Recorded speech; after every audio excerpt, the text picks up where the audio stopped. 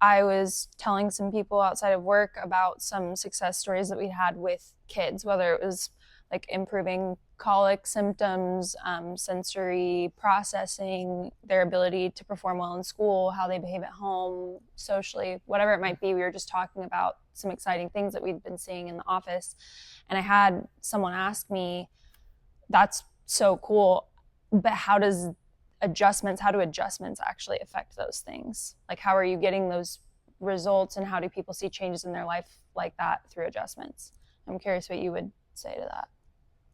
Yeah, it's a great question. I think if you're going to want to talk about adjustments, you have to first talk about the nervous system. In order for your heart to beat, for your lungs to breathe, for you to digest food, for us to have a conversation now, for you to wiggle your toes, if you wiggle your big toe, that's your brain sending a signal down your spinal cord, out the nerves, to every organ, cell, and tissue in the body, and then back up, right? So we have an input, our brain processes it, and then we have an output. And so it's this ongoing communication path. And so surrounding the spinal cord, there's really a couple aspects of the nervous system. We have a peripheral nervous system, like in our hands, feet, fingers, and we have a central nervous system, spinal cord, brain, and the peripheral nervous system feeds into the central nervous system. And the major protection system for the central nervous system is your spine. The spine is not just there for protection. A big part of the movement in the spine is actually to bring input or data into the brain. So you have 24 movable segments in the spine, and those bones protect the central nervous system. A lot of the problem happens in life when we encounter life, right? Life is lifing, as everyone's saying now.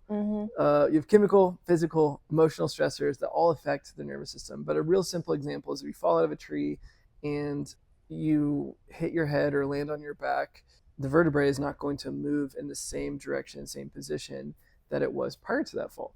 That then sends a confusing or disoriented signal to the brain. It's called disafferentation. There's an interruption or disorganization to the brain. And so now the brain doesn't have a clear picture of the neurology around that vertebrae. And so if the neurology around that vertebrae communicates to your autonomic nervous system, to things like your gut or to your kidneys or to your heart, it's then the brain's not going to have a clear picture of those things. The communication is going to be diminished or dimmed. There's going to be less life force. There's going to be less communication. There's going to be less clarity for the brain to heal and protect those things. That dysfunction then leads to dis-ease, and that dis-ease then leads to disease over time if the body can't heal it. If the body can see it, it often can heal it. Along comes a chiropractic adjustment. We find that vertebrae that is not moving appropriately. We find the neurology around that. We find that the neurology around that vertebrae and through that vertebrae is not talking to the brain, and the brain is not talking to the body. And we are able to restore normal motion to that. That takes the stress out of the segment. It takes the stress out of the entire communication path, because now all of a sudden it's like turning the lights back on. The brain's able to see. The organs are able to get their communication to the brain, and the brain's able to get its communication to the back at 100%.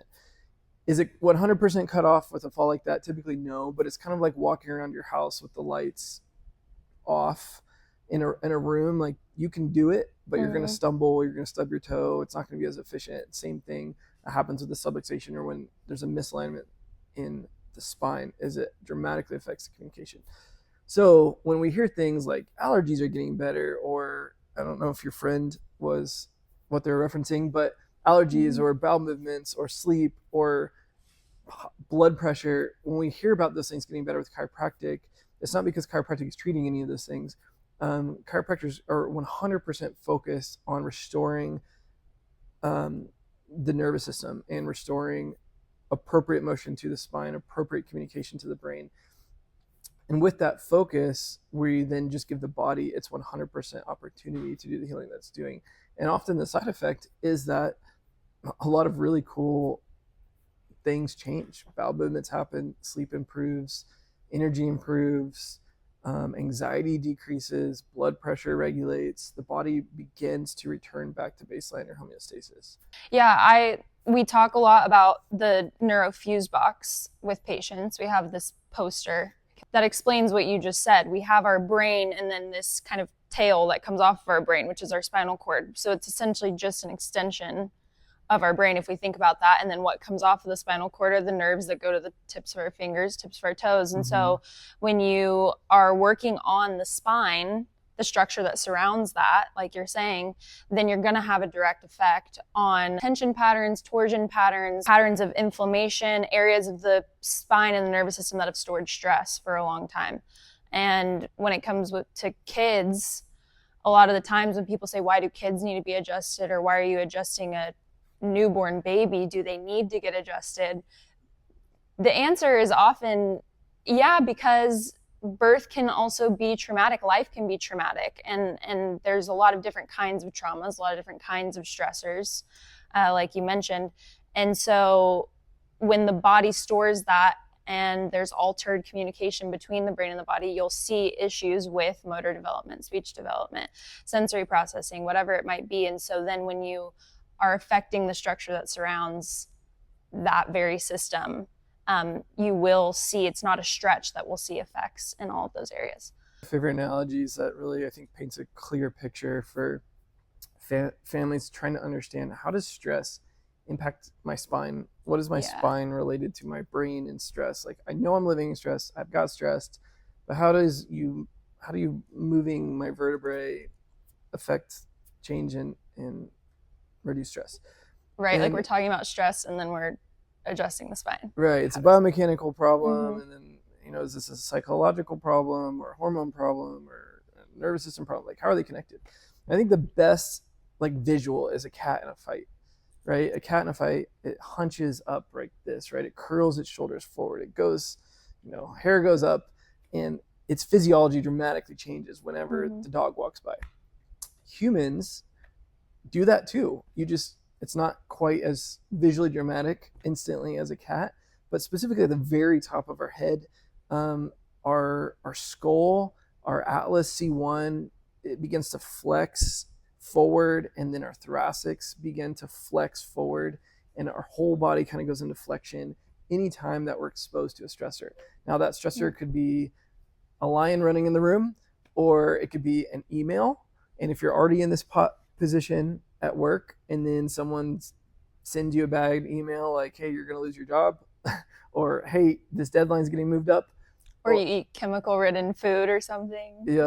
Then I mean, your body, this visual is so good. Like, whether your stomach is hurting, you're going to flex and protect yourself. Flexion, the natural protection posture is this, right? We spend all of our days doing this.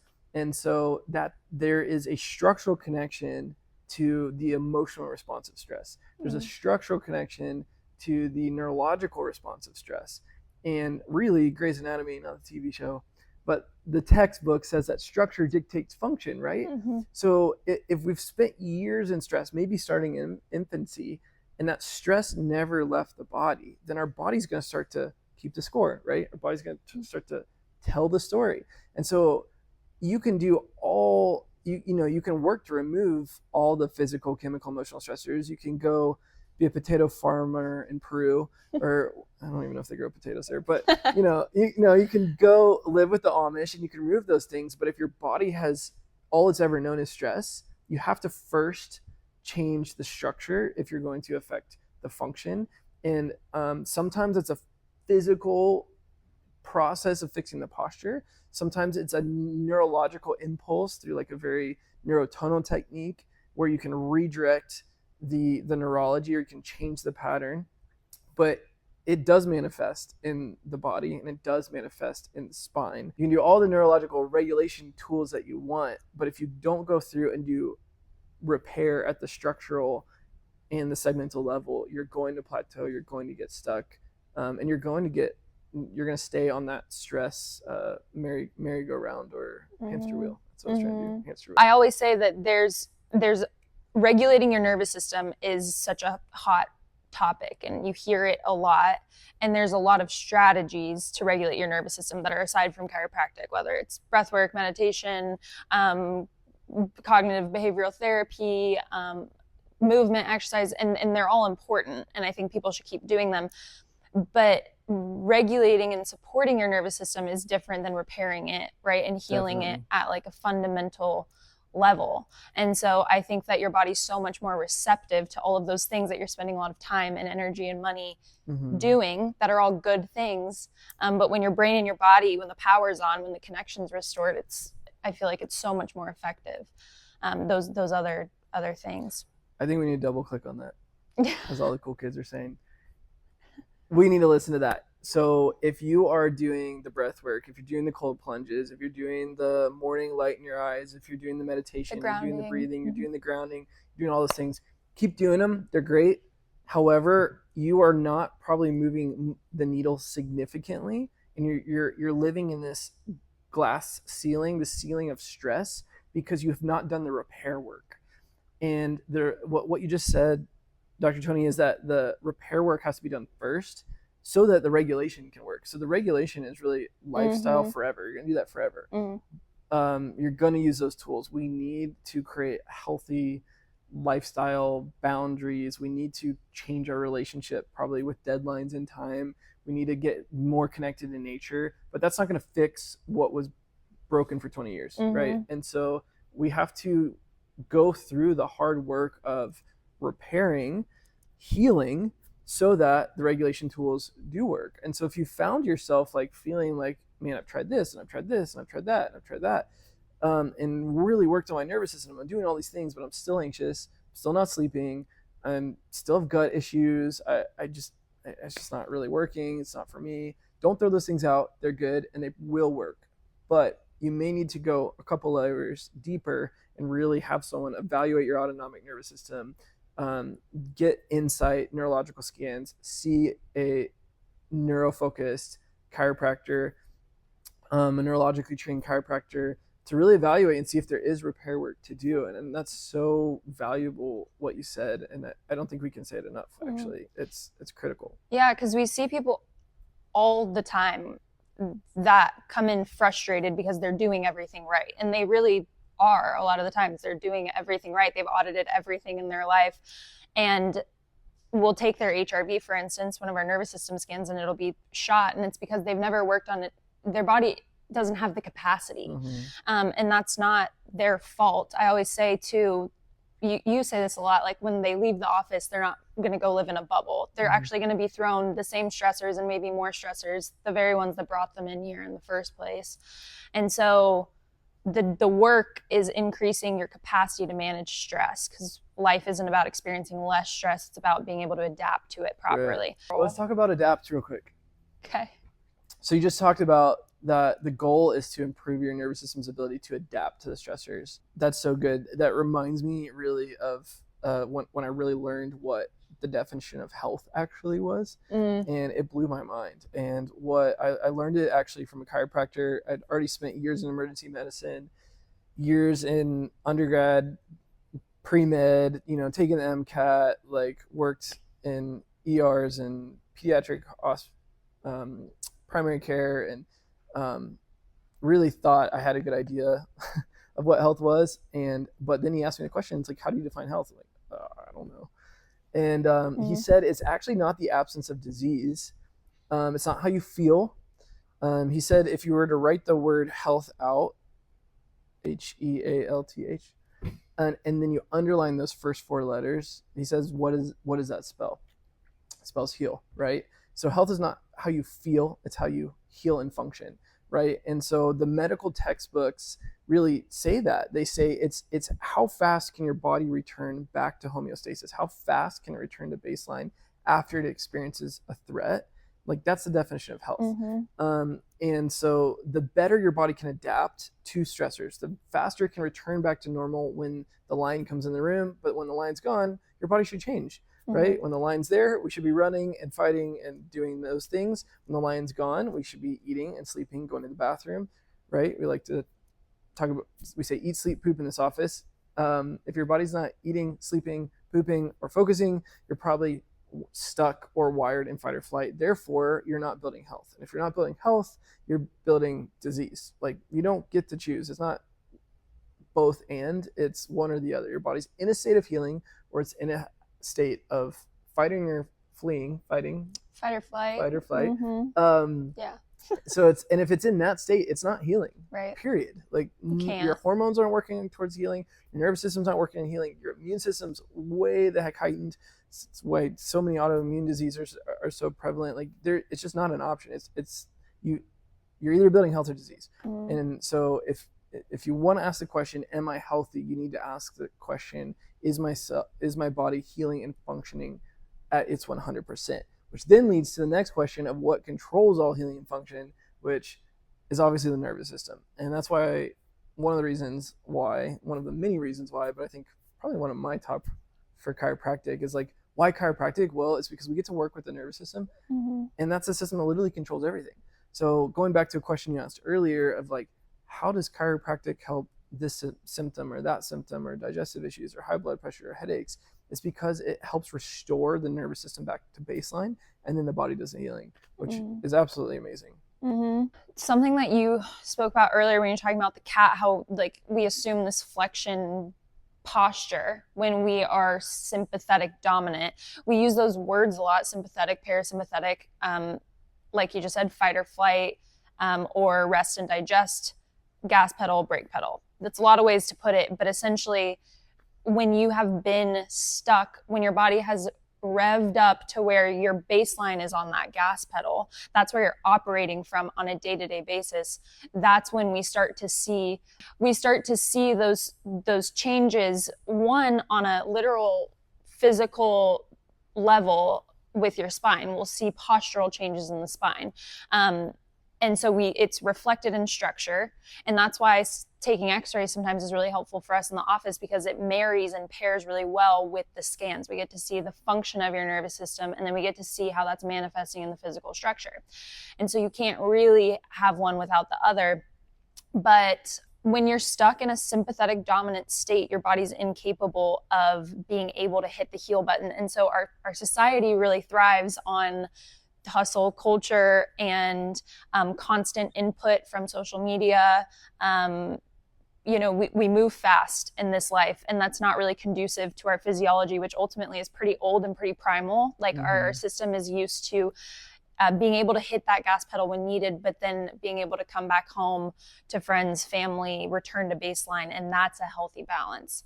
And so when people are able to see through care that they feel more regulated, it's because they're returning back to that baseline and capability of switching between the two systems, the two sides of our nervous system, and we need to be able to access both. What you just said also made me think of like kind of the next layer to that. It's not only do you have to get back to baseline, but you have to continue to return back to baseline, because you talked about like the primal nature of our evolution. A few hundred years ago, it's like we might have 15 to 20 major stressors in a year. A couple hundred years ago, we have 15 to 20 major stressors in a day, some of us in an hour, right? And so if daily you're experiencing 15 to 20 lion or enemy attacks or robberies or whatever life-threatening situations, there's no time in the day to heal. And so you need someone in your corner that is going to be able to constantly evaluate your nervous system, make sure that you're really can stay in the game. It's almost like, a boxer or a fighter or something that's continuously having to do all this care in the off season because the coach wants to throw him right back into the fight. And so he has to repair and heal and go back in. Like, unless we're going again to go become potato farmers in Peru, then that nothing's going to change in our culture. You can start to create some boundaries, but there's no way you're going to be able to reduce the stressors to 15 to 20 times a year. Like, there's no way you're going to be able to do it and live in the United States. Someone prove me wrong. But it's very difficult, right? And so because it's very difficult, I don't think humans have this inherent need for chiropractic outside of first world stress. And this might get a little controversial. I do think there's a place for a chiropractor. Like, you think about like the Amish community or some of the third world countries. I've had the privilege of working with some of those communities, and the subluxation patterns, what we see in those cultures is someone will fall off of the back of a tailgate or wagon or get whacked with a shovel or, trip and fall, and one vertebrae will shift. The chiropractor will move it back and it will stay there for months or years. And that's it. End of story. We don't see that though in modern culture, in first world industry and civilization. What we see is chronic, repetitive, emotional, chemical stress that literally changes, again, that cat in a fight pattern becomes permanent and stuck. And so we're constantly having to rebuild, reheal, retell the nervous system, go back to baseline, you're safe, go back to baseline, you're safe, go back to baseline, you're safe. But we just keep running back into the fight, and we keep running back into the fight. So you do need a chiropractor. Everybody needs a chiropractor. Everybody needs some maintenance chiropractic care after you've done the repair, because like we talked about earlier, you're not going to go out and live in a bubble, and those insults are going to keep coming.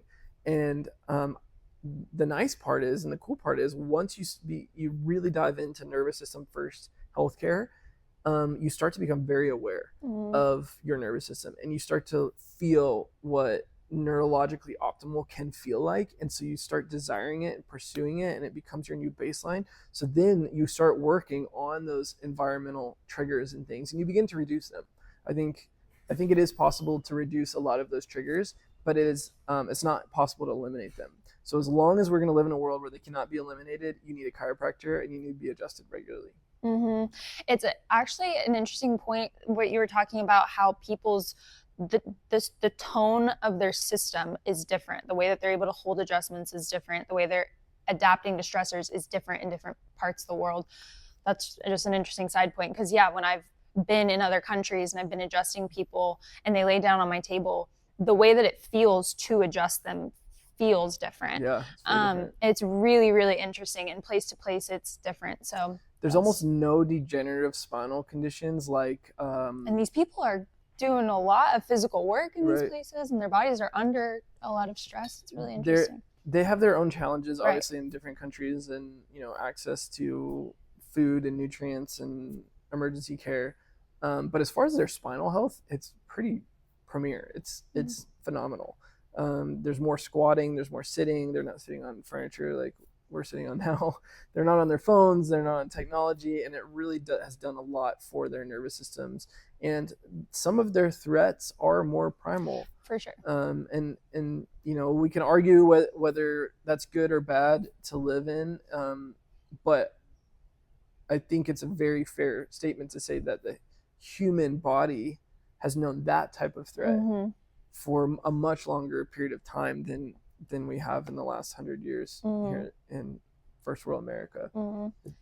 This also does, the other thing that you were just talking about is about how you have to keep reminding your body that it's safe. You have to keep maintaining the change that you've made once you've done the fundamental healing, repairing.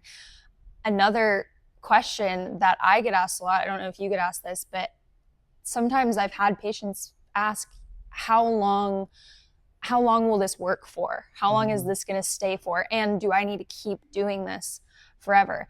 One analogy I like to make when someone asks me that question is, do you ever ask, how long am I going to have to keep working out to keep my body healthy? Or, when you get braces and you change the alignment of your teeth, how long do I need to keep wearing a retainer for? I still have mine in. Yeah, it's things like that. And I think those analogies are really good, because we just know that our bodies need movement. We know that they need reminding for our entire lives, right? To stay in an optimal state.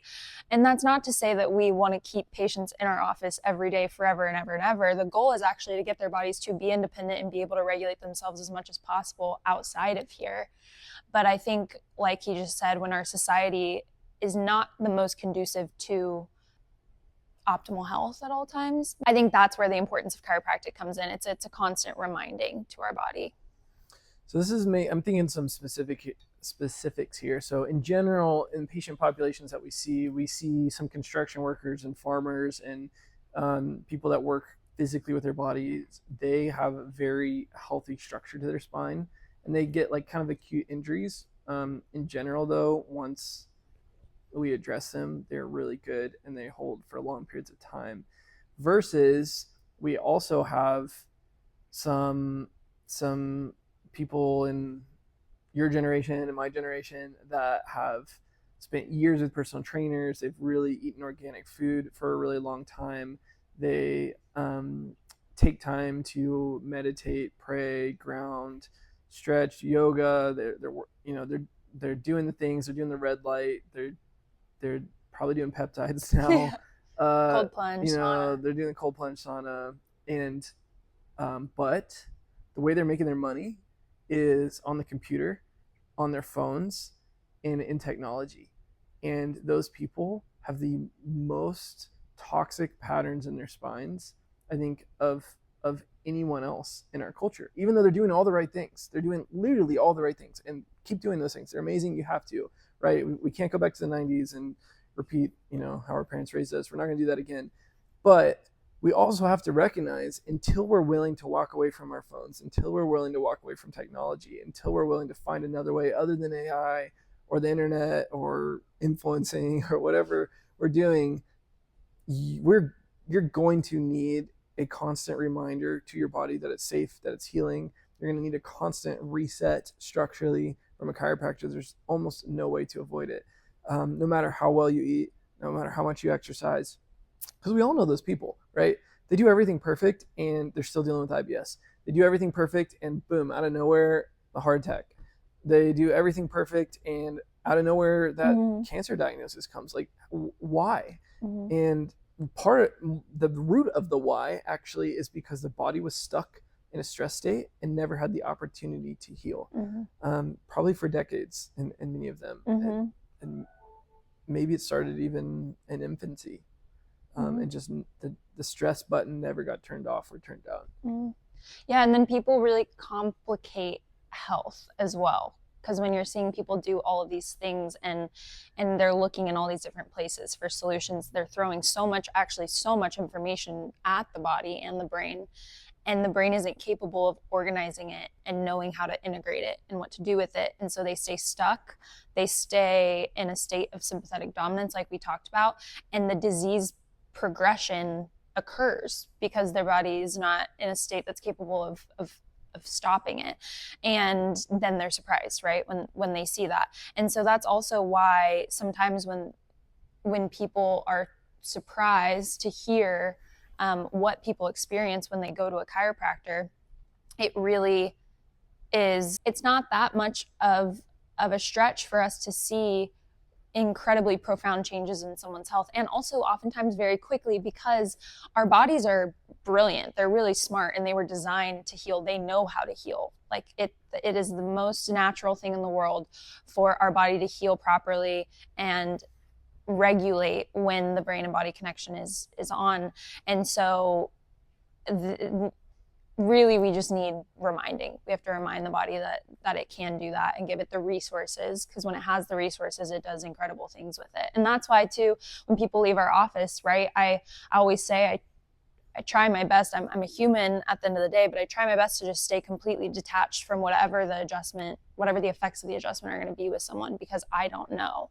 It's not really about the adjustment that we give in the office. It's about the information that the body receives from the adjustment and then what it does with it. And we see magical healing happen. And that's not us. That's your body, because it's capable of doing that.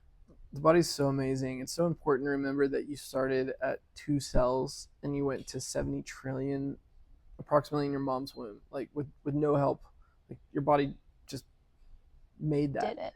And so that same power that knit you together in your mom's womb, that took 2 cells and became 70 trillion and made heart and lung and a face and digestive system and a heart and emotions and a brain, like that same power does not leave your body when you become an adult. It does not leave your body when you have constant migraines. It does not leave your body when you have IBS. It does not leave your body when you have heart disease. It is still there trying to heal. It is trying to communicate. It's trying to do its job. And the only reason it's not returning back to homeostasis or health is because there's some sort of interference. There's a because there's some sort of interference, there's a nutrient deficiency, or there's a toxicity. That's it. Like it just and then other than that, it just needs time, right? And so if you think about then those 3 concepts, The next layer is to take those three agitators or three interferences to healing and basically put them in the right order. And I think understanding that the same order that took you from 2 cells to 70 trillion, that same order of development is the right order to follow when it comes to healing.